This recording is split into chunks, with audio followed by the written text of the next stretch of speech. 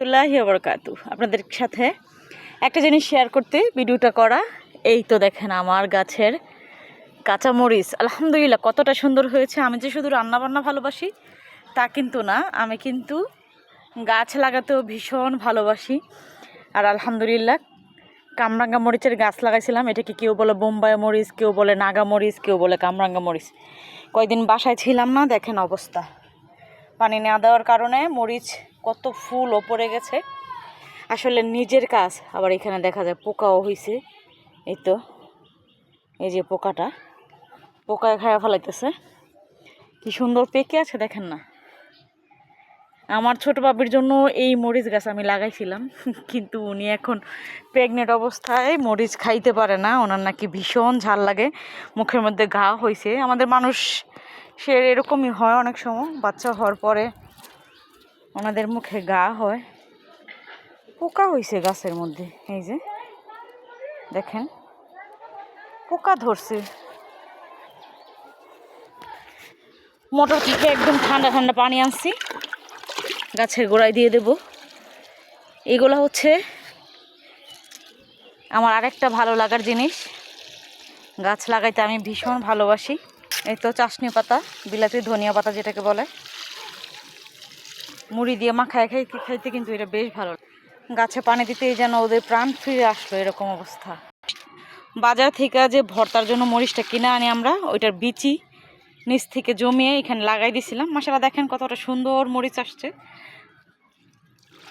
শুধু ফেলে রাখছি। বাসায় না থাকলে এরকমই হয়। এখানে হচ্ছে দুইটা, এটার মধ্যে দুইটা, চারটা।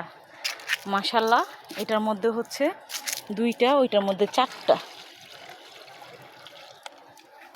দুইটা মরিচ থেকে মাশাআল্লাহ এতগুলা গাছ হয়েছে। তো এখানে হচ্ছে দুইটা, একদম শুকায় আছে। আমার আল্লাহ তাআলার কি লীলা খেলা দেখেন তো। এই মাটি থেকে মিষ্টি ফল হয়, আবার এই মাটি থেকে আবার ঝাল ফল হয়। হাই রে, একই মাটি থেকে আমার আল্লাহ তাআলা কত কিছু সৃষ্টি করেছে। আসলে আল্লাহর লীলা খেলা বোঝা মুশকিল। এখানেও ছিল, মারা গেছে। এখানে ছিল মরিচ গাছ, এই তো মরে গেছে। এখানে ক্যারেটের মধ্যে হচ্ছে ড্রাগন ফলের গাছ লাগাইছি, সাথে অ্যালোভেরাও। পানি না দেওয়ার কারণে সব শুকিয়ে গেছে। আমি গাছ লাগাতে ভালোবাসি বলে আমার ভাইয়া দেখেন কত সুন্দর পানির ব্যবস্থা করে দিয়ে গেছে আমাকে। তুমি নিচ থেকে পানি আনো, কষ্ট হয়। এই এখানে লাইন করে দিয়ে গেছে, এখানে ট্যাঙ্কি। এখান থেকে যদি আমি ধরে দেখেন পুরোটা একদম গাছ, পুরো ছাদ ভর্তি ছিল। আমার যখন অপারেশন হয়েছিল তখন এই সব কিছু মারা গেছিলো। আমার অ্যাপেন্ডিসাইটিস ব্যথার অপারেশন হয়েছিল, তখন 3 মাস ছাদে উঠতে পারিনি। তখন হয়েছে সব কিছু মারা গিয়েছিল গাছ। দেখেন প্রতিটা ডালায় ডালায় মরিচ।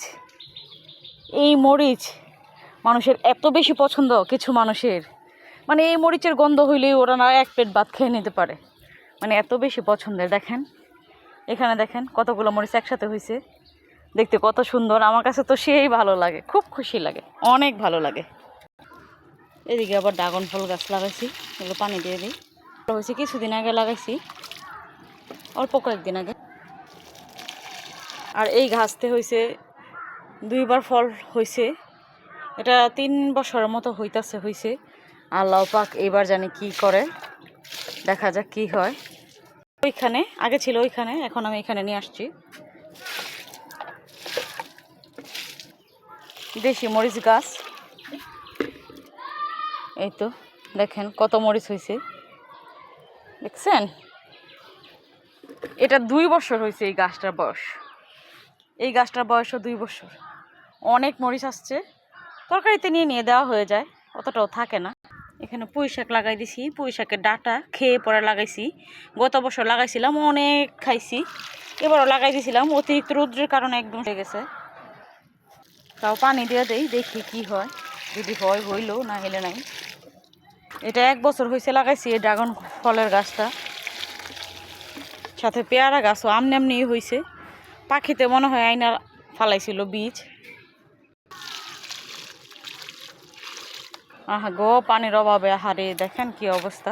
তুলসী পাতার গাছটা